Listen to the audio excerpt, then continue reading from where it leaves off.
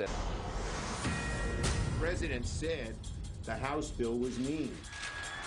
The Senate bill may be meaner. Meaner. It is heartless. You can put a lace collar on a pit bull, and it's still a mean dog. So sad, Mr. President. Heartless. Mean and heartless. Wow. How could they? Not Republicans, Democrats. Mean and heartless?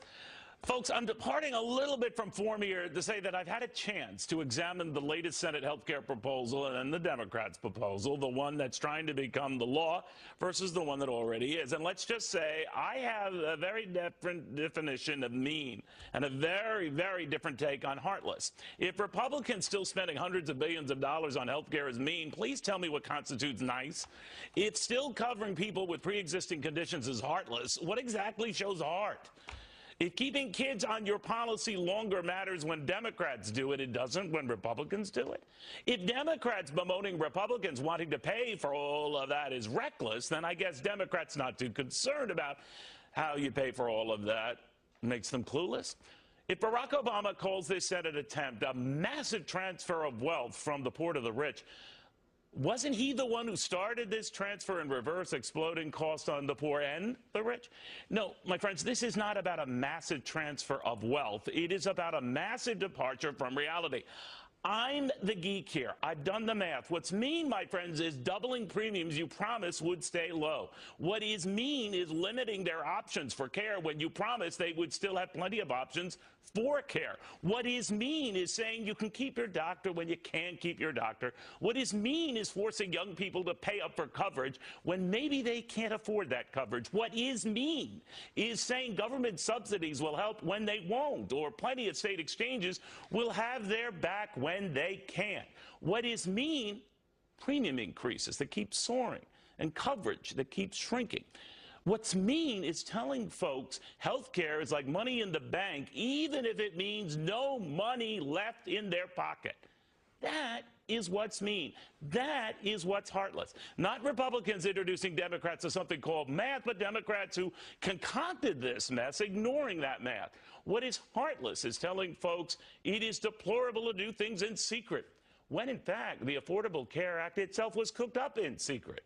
You remember the closed doors? They're not pretty. But Chuck Schumer lecturing anyone on keeping them open, well, that's pretty stupid.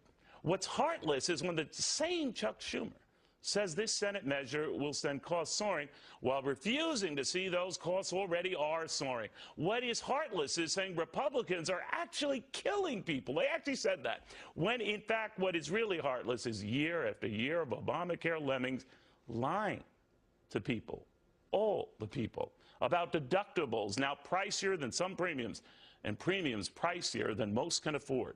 Now, if that is compassion, what counts for clueless? If that shows heart, how then to explain this present-day healthcare hell?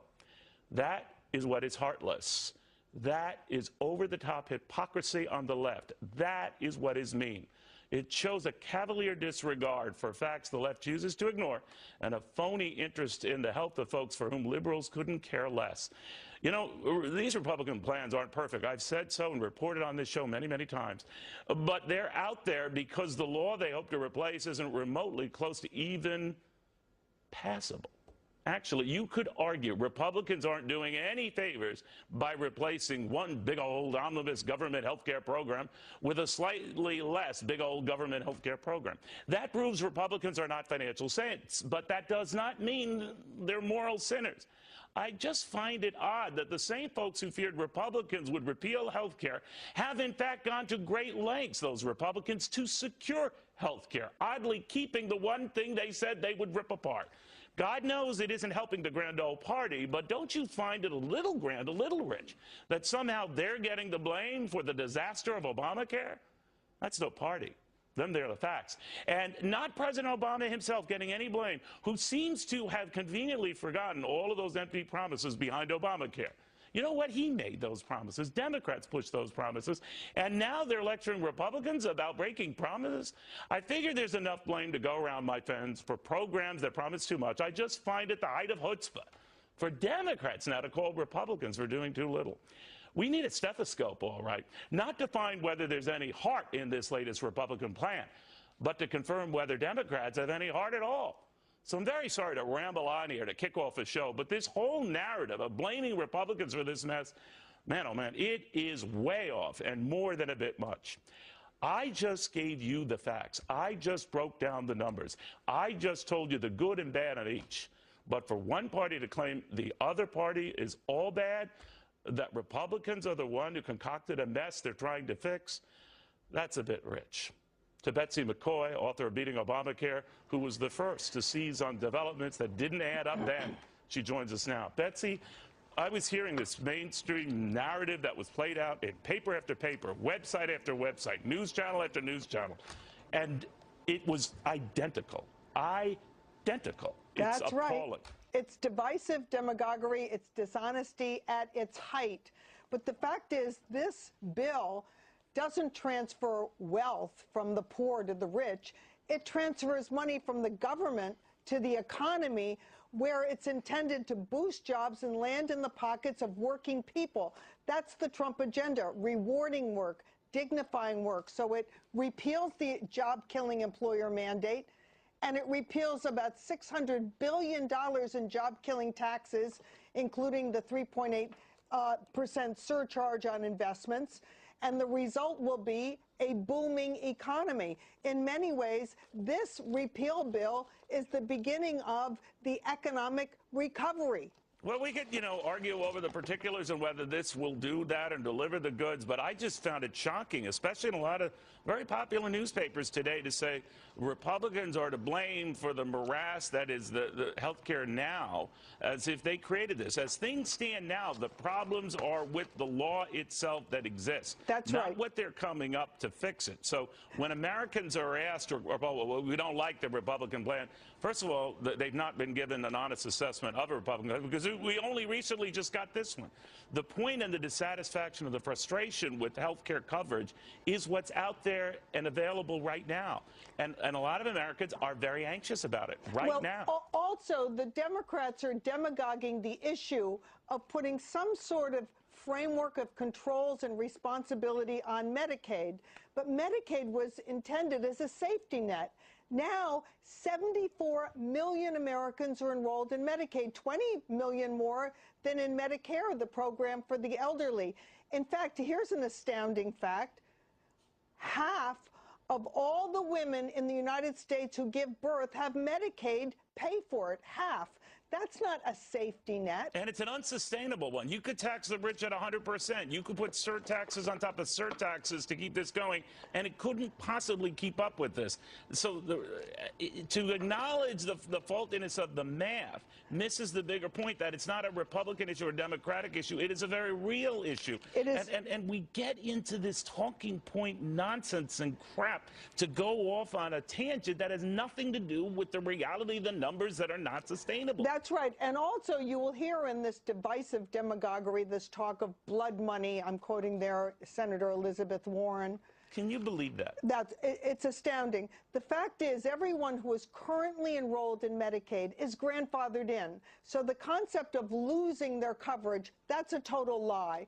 It is true that this bill will slow down future enrollment in Medicaid, and that is desperately needed. What Obamacare did was to say to the states, to the governors, enroll as many people as you can, and the federal government will pick up the entire tab. So, of course, they irresponsibly expanded Medicaid way beyond what's affordable to rake in all those federal dollars. And not only that, but they didn't even pay attention to how the money was spent.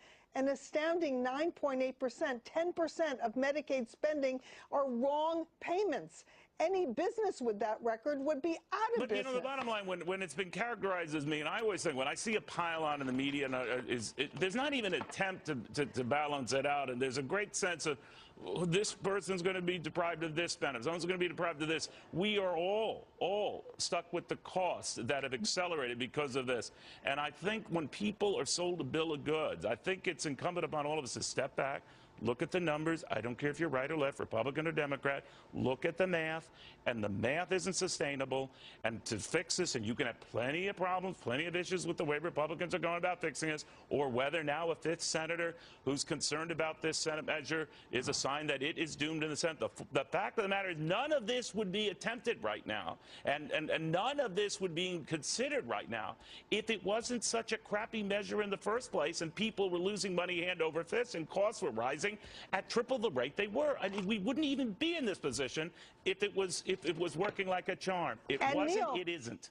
Obamacare is also weighing down and depressing the economy. We can't get from 1% growth to 3% growth, the president's goal, unless we repeal the parts of Obamacare that are killing job creation. And that's what this Senate bill does. It repeals the employer mandate, and it repeals the taxes that are depressing job growth. All right, Betsy, thank you very, very much. I apologize. You were getting so worked up, and I hope you folks at home will understand my getting worked up. But sometimes when I see just one number lie after one number lie, I'm not taking a party position on this. I could care less. The president doesn't come onto this show, doesn't flip over me. I have no agenda here. My agenda is the truth. And you are being sold a bill of goods based on the notion that people are trying to make one party look heartless simply because it sees a program and an initiative and a health care measure that has proven clueless. The facts are there. This can't work. This cannot be sustained. It's got to stop. And into this break, so shall I. More to this. Yeah. I'm glad he got shot. We've laid in our... I'm glad he got shot. So dude, I'm not gonna in public. You don't have well, to then say what that. are you saying it to us say for? Something. Say something. What are you telling us for? I wish he was dead. Lovely. Nebraska Democratic official fired after that rant against Steve Scalise. By the way, still in the hospital, only today taken out of intensive care. This coming with a new report that at least 30 Republican lawmakers have been threatened or attacked since May. The Washington Free Bacon's Alex Griswold with more on that. I couldn't believe those numbers, Alex. Spell it out. Well, I couldn't believe it either. I first looked into this because I thought, honestly, it'd probably be like 1 or 2 or 3. And I only looked at the threats after the Scalise shooting. But when I realized how many there were before, it was just mind-boggling. But yes, it's 30 total for, I want to say, it was 9 or 10 incidences. Obviously, the Scalise shooting tends to skew things a bit because there were 20 or so Republican lawmakers targeted there. But this is something that's happening all over the nation. This is something that's happening to Republican congressmen everywhere. You know, the one thing I can understand, they don't flip over Donald Trump. They don't and cannot fathom to this day how it is he won the election, got all those electoral votes. So they cling to the Russia thing and everything else, the collusion thing, anything they can to sort of delegitimize the guy, whether you like him or not. Or I can see the hatred, or fine, run with it. But man, oh man, they are crossing a dangerous line with this sort of talk, with these kind of threats. I tell you, if it were done in reverse, which was the consensus sort of prediction before the election, that it was going to be the Trump folks you had to worry about, no one thought it would be these folks you'd have to be worrying about. What do you think? Oh, sure. And we almost have a preview of what would have happened if it had been done in reverse, because the media just kind of assumed that it happened in reverse during the Gabby Gifford shooting about 4 years ago. And they absolutely hammered Republicans. They accused them of, fomenting this environment of hate, even though, as it turns out, they weren't even responsible. But, here you have 30 GOP congressmen who have been threatened just in the past 2 months. And, there's no overriding narrative about it. It's always, even after this whole Scalise incident, it was taken, depending on the channel you watch, I mean, there's been enough strong language there, but I think it's fair to say that since the president's inauguration, a lot of that anger and fermenting hostility has been on the left, not too pleased with him, and then expressing in all sorts of ways, including protesting the day of his inauguration and continuing virtually nonstop ever since. And now it's extended to Hollywood types, including Johnny Depp, lately saying that maybe it's time for an actor to take down another president. This is nuts and out of control nuts. It is nuts. I'd like to think it's probably the worst that we've seen since at least the Civil War. Politicization of this factor. It's been, fomenting for years, as we all know. But, this is the first time we've seen it get really as violent as it has, where you have 30 people being threatened. You have a Republican congressman down in Tennessee who was almost driven off the road by someone just because they didn't like his stance on the health care bill. I mean, it's nuts. But, you know, there is a sort of in the DNA of the left to say have a tolerance for all sorts of points of view, all sorts of issues, races and creeds, which is fine. Then practice it, then believe it, then illustrate it, then show it. You know what? Yeah, that's what almost hurts me the most, is that this is not a left-wing way of thinking. And I know most liberals are better than this. So, you know, we talk about why isn't the media calling this sort of behavior out. You know, liberals, it's on you too. You should be calling this out as well. This is, you know, not part of your tradition. This is nothing. It's not liberal at all. It's not even American. Yeah, I guarantee you, if someone at a Trump rally punched someone, that would get crazy coverage. This sort of thing, not so much. But man, oh man, I mean, yeah, it really is affecting my appetite today, by the way. But that's just me. Alex, thank you very, very much. Very good seeing you. All right, thanks for having me. All right, get a load of this. There's a Trump supporter in Texas who got so fed up with the media coverage and obsession with all this negative stuff, including the Russian interference charges with the election last year. Well, he built a billboard calling out ABC. Wait till you hear this after this. Tuesday, HUD Secretary Dr. Ben Carson goes one-on-one with Neil. First, it's critical insight on the new health care bill, plus his plans for moving millennials. Well, let's say you don't like how the media is covering President Trump. Have you ever considered making a billboard about it? Well, this guy did. Kyle Courtney is a Texas businessman. He's a big supporter of the president. He made this billboard in response to something he saw. Kyle, good to have you. Thanks for coming. Neil, thank you very much for having me. I'm a big fan.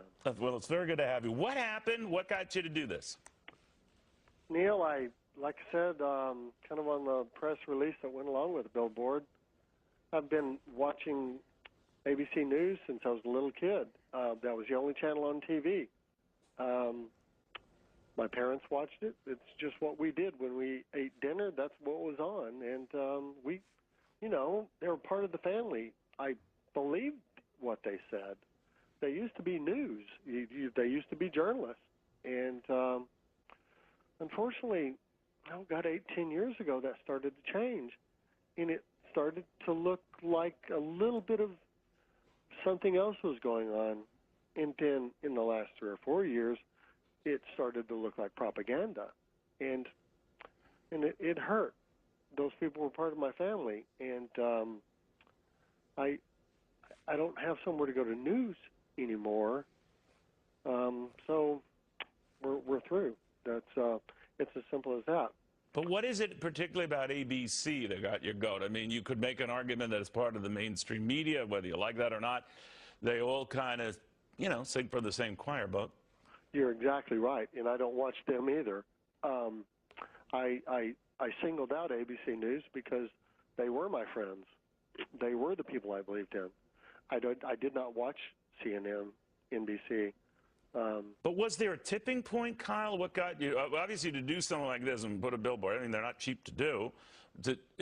Was it the President Trump coverage, the Russian collusion coverage? What? It started when they started telling us to hate George Bush. And I didn't hate George Bush. And it started back then, but I continued to watch. And I just didn't turn the channel. I'm the kind of guy that reads the newspaper every day, and I watch the news. I want to be an informed citizen. I think as an American, as just a human being, you need to be informed. So I watched. And, well, when did ABC, though, say, Carl, that they hate George Bush? Was it just in the criticism of him, or was it just that you got tired of well, the it was coverage tone? It was a day-to-day thing, and it almost looked systematic to me. And then they handed us Barack Obama on a silver platter. And I don't have anything against Barack Obama. I believe in the two-party system, in the proper change of power in our country. But it went from George Bush was the Antichrist, and Barack Obama was the savior, and that's the way they portrayed it. Night after night, that's how they handed it to us. But I kept watching. And then when they started this Trump is a Russian thing, it was too much for me. What kind of reaction have you gotten to the billboard? Unbelievable reaction. It has just been overwhelmingly supportive. Has the ABC affiliate or anyone at ABC Network called you or talked to you? They have not. They have not. They have not.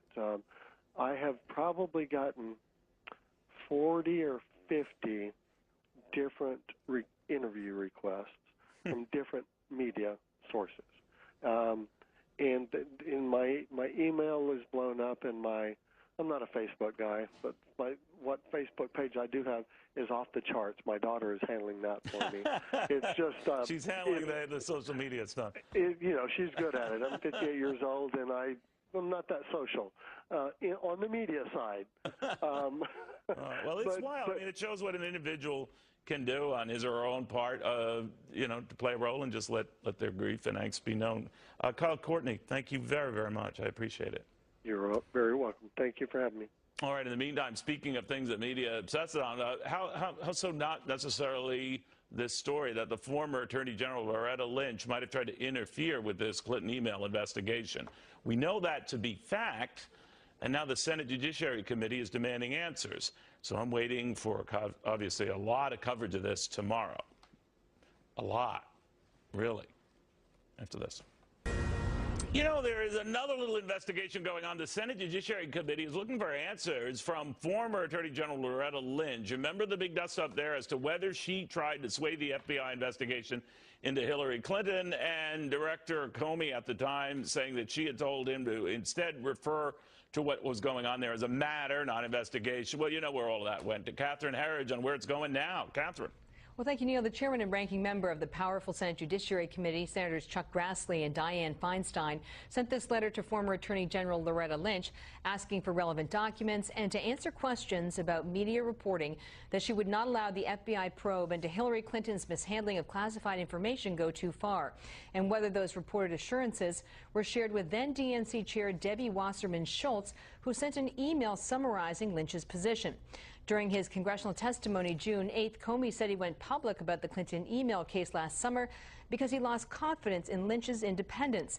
And in cryptic testimony, he appeared to reference a significant email or record. There were other things that contributed to that. One significant item I know the committee's been briefed on. There's been some public accounts of it which are nonsense, but I understand the committee's been briefed on the classified facts.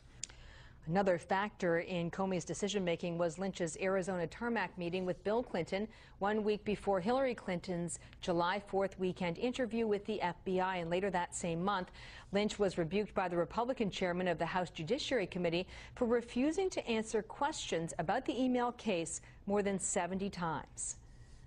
General Lynch, we are now about halfway through the members of this committee asking questions, and your refusal to answer questions regarding one of the most important investigations of someone who seeks to serve in the highest office in this land is an abdication of your responsibility.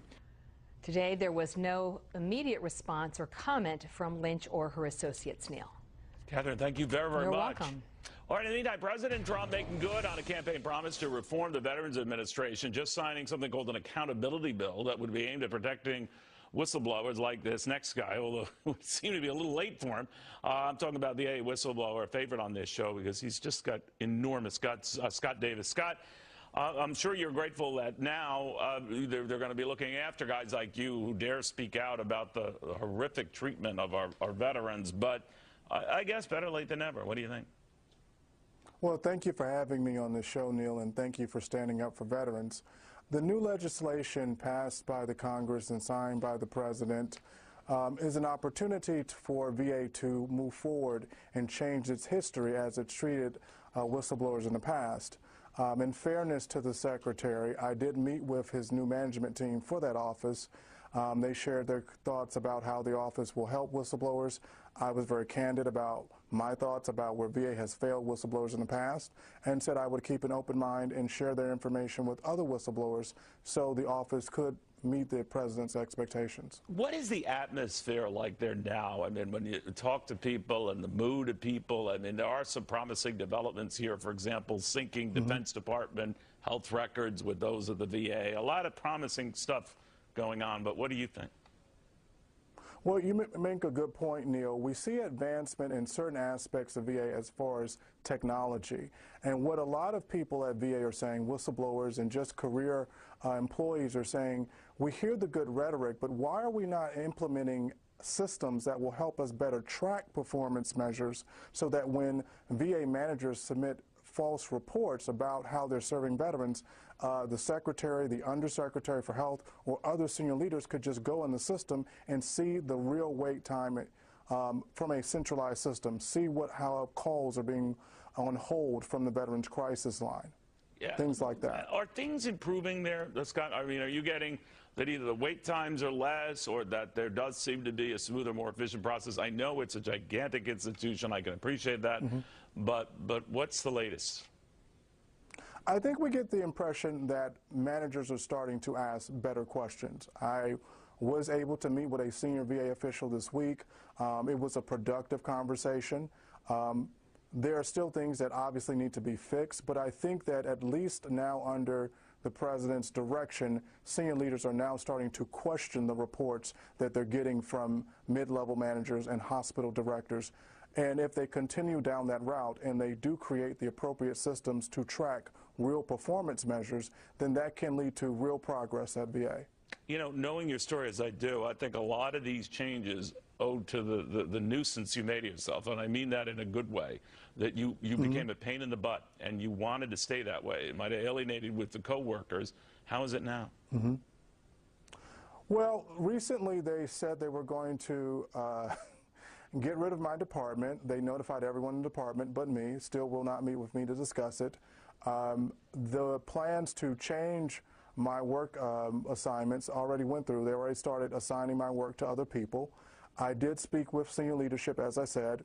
They did put the reorganizational plans on hold. So right now, we're waiting to see what's going to happen, whether or not my department will continue to exist or will I have to seek another role somewhere else or another role in government or find another job altogether.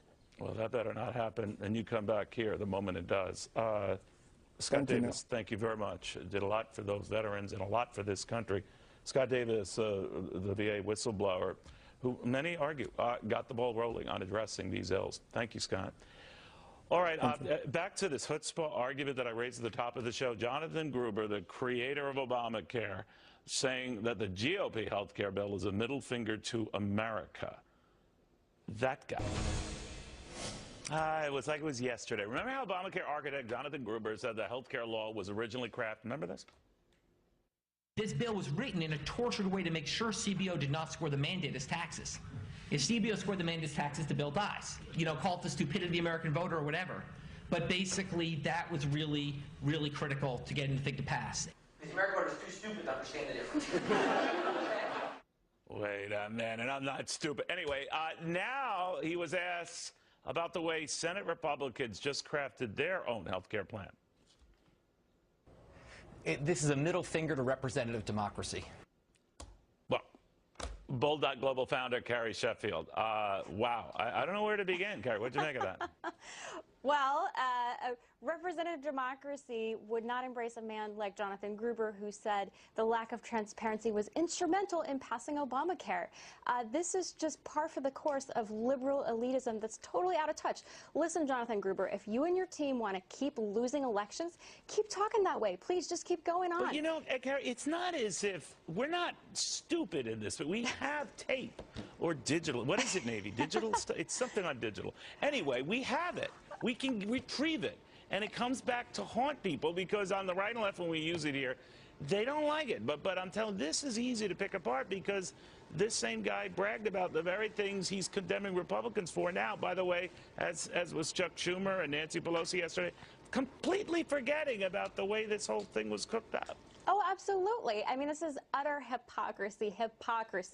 And it's just false because Republicans have been debating these principles for almost a decade now. I mean, my friend Phil Klein over at The Examiner has an entire book on the flavors of libertarian conservatism, all these approaches to health care. How free market do we want to make it? This has been out in the open for so long. Jonathan Gruber, I don't even know where to keep doing it. Please do it. Keep doing it that way and keep running candidates like John Ossoff, who are totally out of touch with the average reject common sense. That's what Obamacare is about. It's a rejection of common sense. It's thinking that the elite, out of touch, people like MIT professors like Jonathan Gruber think they know better than the real world.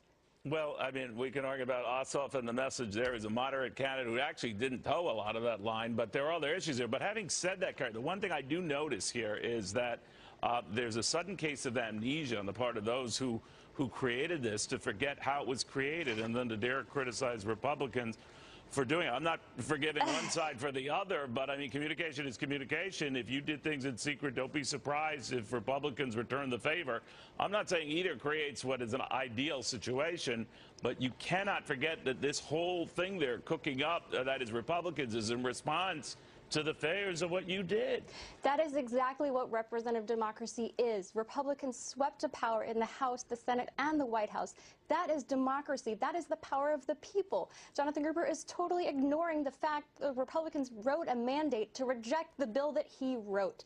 So I don't even know where, and I have personal experience with, I have an Obamacare plan, and when I shifted from my cushy Wall Street job, I lost my doctor, period. So Jonathan Gruber, you did that to me, and I'm so glad Republicans are going to make this right. All right, we shall see. Still early in the going here. Carrie Sheffield, thank you very much. Good seeing you again. Yeah, good to see you, Neil. All right, you know, school is out, but a lot of teens are not getting summer jobs. They can't be bothered. Not all, but a lot. Better not be. Stock exposure. The healthcare